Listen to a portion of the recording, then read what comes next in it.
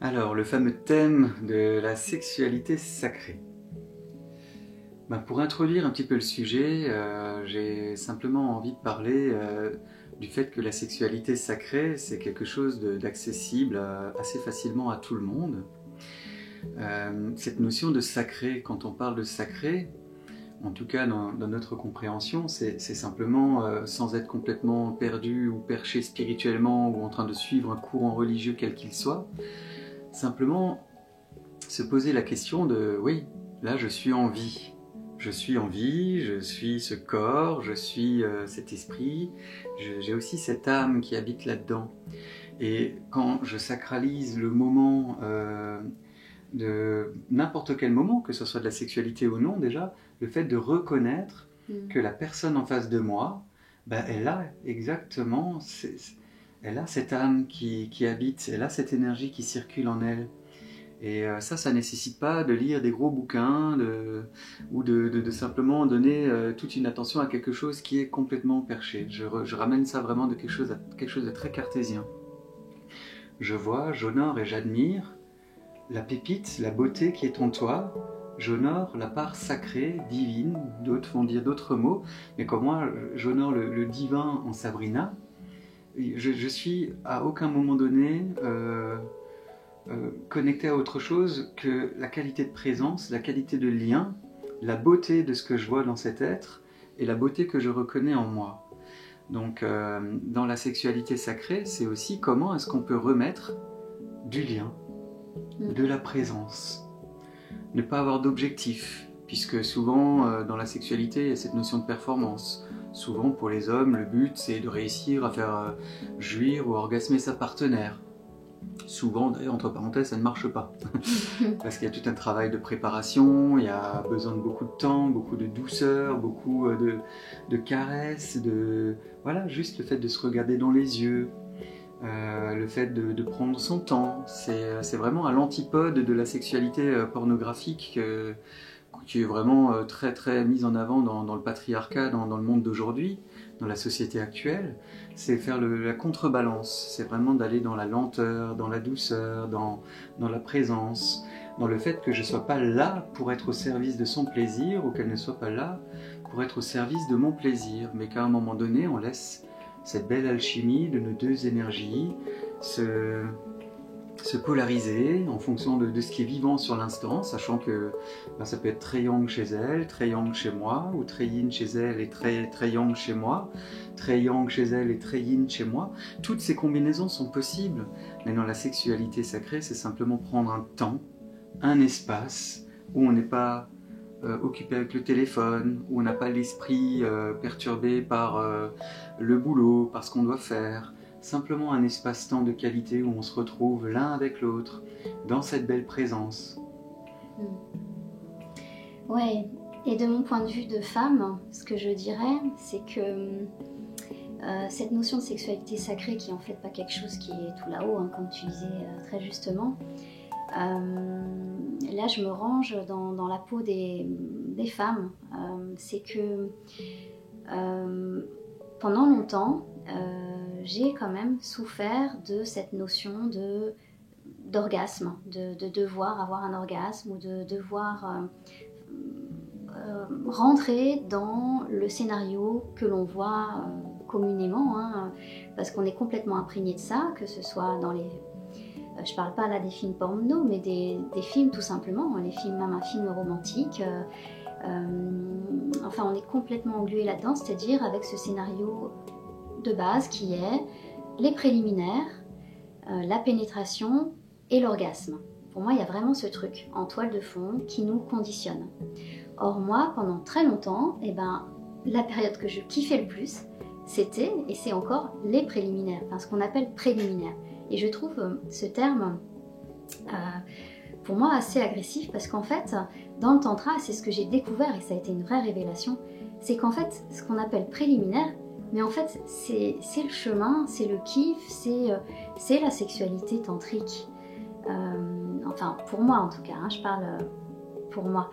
C'est que dans ce préliminaire, moi, en tant que femme, j'y retrouve la présence, le regard, la caresse, la vibration, la respiration, le souffle, hein, le vivant.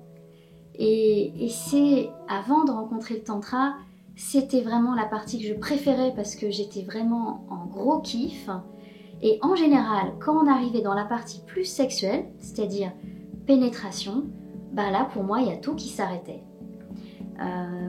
Parce que il y avait comme une coupure qui faisait que, ah merde, ça y est, là je rentre dans une notion de performance, il va falloir que j'orgasme, il y a l'excitation et il va falloir que je satisfasse mon partenaire.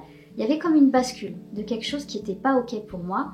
Et puis alors quand on parle de l'orgasme, en tout cas à l'époque, par rapport à mon histoire, c'était quelque chose de beaucoup trop loin et d'inaccessible et je me suis beaucoup tapée dessus parce que dans cette sensation de ne pas y arriver et que c'était juste le Graal impossible pour moi. Bon, il y a eu du chemin hein, depuis, il y a beaucoup de choses qui ont changé et maintenant je l'affiche, hein, je suis une femme orgasmique et même multi-orgasmique. Mais ce que je peux dire, c'est que il y a vraiment pour moi dans cette notion de sexualité sacrée, qu'elle soit tantrique ou pas, on s'en fout. Il y a cette notion que ce qui est important, c'est le chemin et que c'est pour moi une sexualité, comme tu disais tout à l'heure, peut-être plus yin, plus dans l'instant, c'est le chemin et il n'y a pas d'objectif. Et en ça, en tout cas moi je parle pour une femme, en tant que femme, ça lâche tellement de choses, hein. Ça permet de... je me sens soulagée, quoi. Quand j'ai découvert ça, j'ai dit, mais ouf, c'est bon parce que il n'y a pas cette notion de performance. Il y a, voilà, il n'y a pas d'objectif, mais c'est l'instant qui est bon. Et j'aimerais ajouter que souvent l'éjaculation ou l'orgasme, c'est vraiment très ciblé sur les parties génitales. Mais dans le tantra, on aborde vraiment, et avec la sexualité sacrée, on parle tout souvent de l'extase. L'extase, c'est quelque chose qu'on peut atteindre de manière très autonome à travers les outils que nous, on exploite dans le tantra, à travers les clés que nous utilisons sur les piliers sur lesquels on base notre transmission. Comprendre qu'à un moment donné, un état extatique, c'est pas juste localisé sur les organes génitaux, mais c'est quelque chose qu'on va ressentir dans tout le corps. Donc le fait d'être dans cette polarité yin en capacité de réception et de pouvoir à un moment donné sentir un toucher très fin, très subtil, très doux, et qu'à un moment donné je ne sois pas dans cet objectif de te faire plaisir, ou que tu ne sois pas dans cet objectif de me faire plaisir, mais qu'au final l'énergie de plaisir elle est globale. Quand elle est complètement dans mon corps, quand elle est complètement dans ton corps, il n'y a même pas besoin de pénétration pour être en état d'extase et pour vivre des orgasmes. Et après, quand on rajoute la pénétration, c'est encore une expérience différente. Elle est très très chouette, mais c'est pas impératif. Et en tout cas, ça reste quand même quelque chose de très très bon dans l'idée de comprendre que vous pouvez avoir un état extatique partout dans votre corps et que ça s'utilise, que ça se vit. Voilà, à travers la respiration, le mouvement, le son, principalement, le fait d'être vraiment relié à vous-même, le fait d'être en présence, et le fait de laisser l'amour qui est déjà en vous s'ouvrir, que cet amour, à un moment donné, puisse en fait guider. Quand à un moment donné, je n'impulse plus rien, et que ma partenaire non plus, il y a quand même à un moment donné une impulsion de l'énergie vitale, de l'énergie sexuelle qui va amener à un résultat, qui va évoluer à quelque chose. Il y a forcément quelque chose qui va se passer. Même dans l'immobilité, il y a quelque chose qui se passe. Et c'est très très bon. Donc pour moi, la sexualité sacrée, c'est un moyen d'honorer l'autre dans la beauté de l'être en face de moi, de me respecter, de m'honorer moi-même, de pouvoir rentrer dans des espaces hors du temps, où il n'y a plus de pression, on n'est pas perdu ailleurs, on est pleinement là. Et en même temps, à un moment donné, paf, il n'y a même plus de pensée. Il y a juste une alchimie, un courant d'énergétique qui circule, et du désir, et de laisser à un moment donné les choses se faire toutes seules, sans avoir besoin d'impulser quoi que ce soit. Voilà ce que j'avais envie de compléter sur l'extase. Peut-être que tu veux aussi peut-être en parler un petit peu depuis ton regard.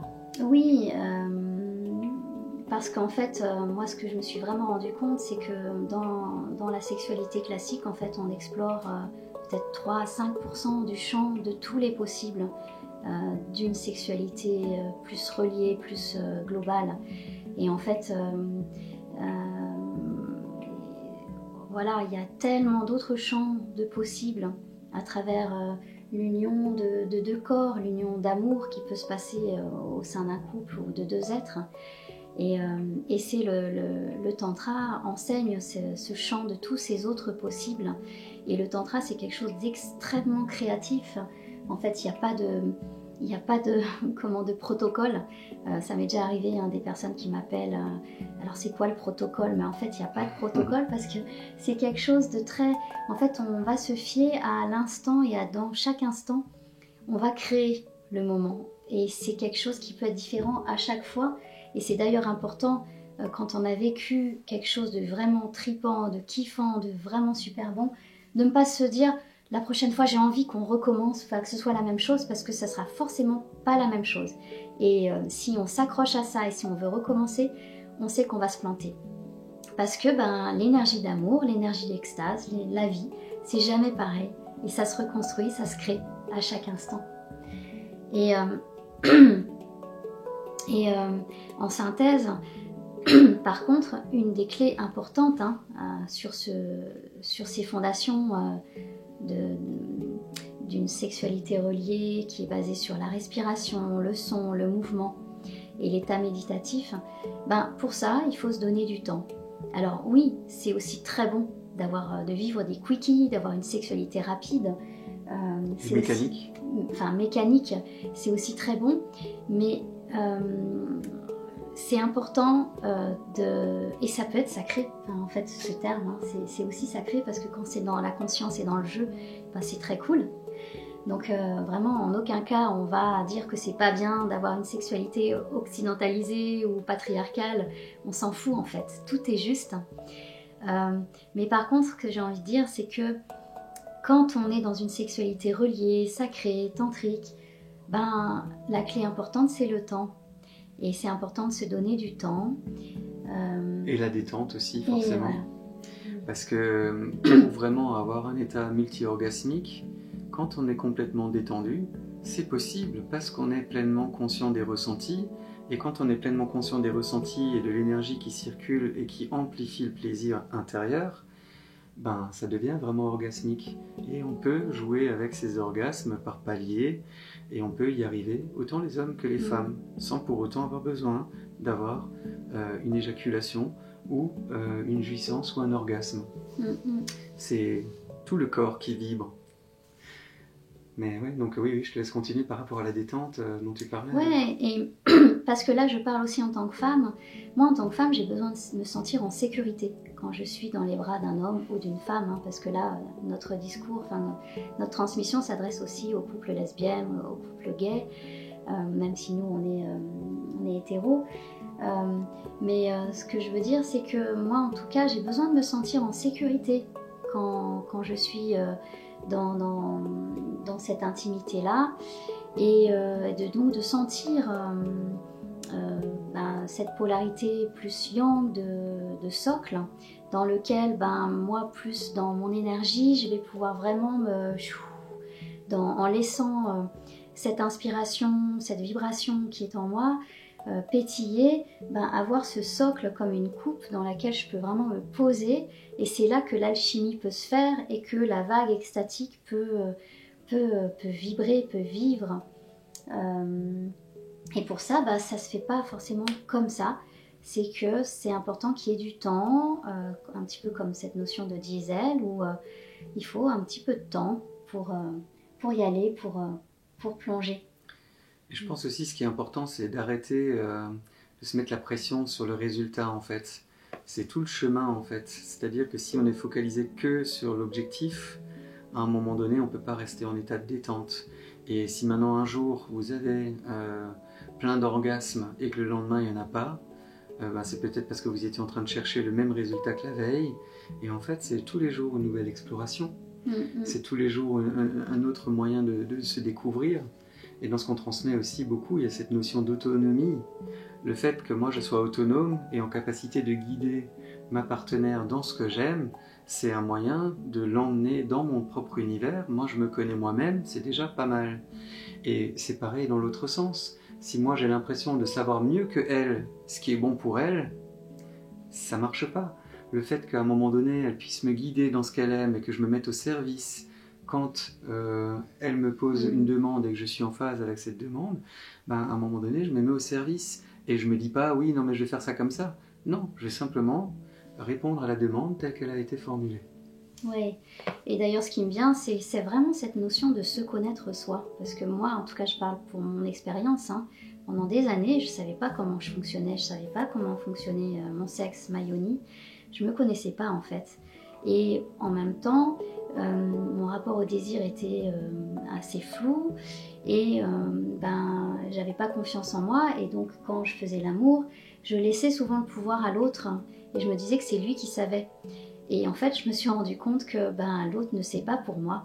Et le fait déjà de savoir comment je fonctionne, comment d'accueillir aussi mes zones érogènes, de savoir qu'est-ce que j'aime, comment j'aime être touchée, caressée, vue, comment mon sexe vibre, comment je fonctionne, ben déjà de savoir tout ça, ben ça marche beaucoup mieux ensuite quand je suis dans la rencontre avec l'autre. Et il y a cette notion de souveraineté que j'enseigne beaucoup dans les stages de Tantra Femme, de voilà, je suis souveraine, je suis puissante, j'ai confiance en moi, je suis légitime. Et ensuite, quand je rencontre l'autre, dans l'amour et dans la sexualité, ben, je vais pouvoir oser poser des mots pour dire pas tout à fait comme ça, ou mon besoin c'est ça, ou oui, c'est très bon ce que tu fais, mais là, je sens que émerge ça et ça. Voilà, vraiment d'être en capacité avec bienveillance pour soi et pour l'autre, et avec beaucoup de reliance au cœur, bah d'oser dire ce qui est juste, ce qui n'est pas juste, pour soi et par rapport à l'autre. Donc je vois qu'on a parlé de pas mal de choses dans cette vidéo sur ce sujet encore, de la sexualité sacrée et de l'extase. Voilà, on vous encourage à créer des espaces de qualité où vous pouvez être détendu, où vous pouvez sortir de la performance, de la quête du résultat, de pouvoir vous découvrir, de pouvoir exprimer ce que vous aimez, et de faire confiance à l'amour pour vous guider dans cette voie et de sortir de la performance.